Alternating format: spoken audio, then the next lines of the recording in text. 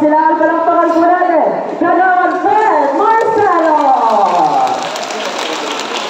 Hello, thank you. Hello po. Hi. Ayan, kumakaway pa talaga si ate. Kamusta po tayong lahat? Okay pa ba? Ayan, bigyan natin ng isang masigabong palakpakan ang pamilya Belmonte sa pangunguna po ng ating numero 1 konsehal, Councilor Mikey Belmonte.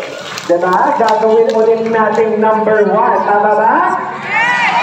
Mahina, tama ba? Kita nyo naman, nung nakaraan, nasa kabila, nasa New Greenland after nung bagyo. Alam nyo po, nung kasagsagan ng typhoon kanina, nandito po si Councilor Mikey Belmonte. Siya po yung unang government official natin na naririto sa barangay Bagong Silangan. Kaya palakpakan po natin.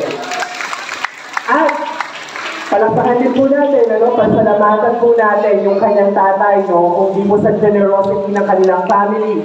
Lagi pong nakasuporta sa atin dito, si Don Miguel Belmonte. Palakpakan po natin ng Philippine Star. Ayan po ang kanyang tatay. So, on behalf po ng Barangay Council, sa pangunguna po ng ating kapitan, Willie Cara, nagpapasalamat po kami sa kooperasyon ninyo at pagkakaisa, lalo-lalo na po sa ayuda na ibibigay po ng The Philippine Star at ng Belmonte family. Yun lang po, maraming salamat at mabuhay po kayo. Once again, Kagawad Fred Marcelo, ating po makapagbigay din ng kanyang mensahe sa ating lahat. Siyempre, ang may komite ng Urban Poor and Human Settlement ng COVID Sama ng Mr. Babay, numero 1 ko siya ng Distrito 2, Councilor Mikey Belmonte. Okay, magandang hapon po sa ating lahat.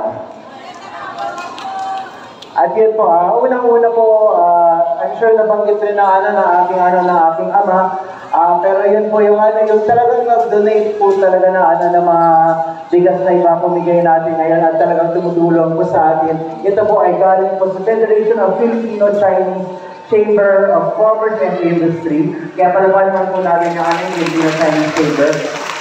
At yun po, through syempre aking opisina, at yun po, through Operation Damayan ng Philippine Star under yung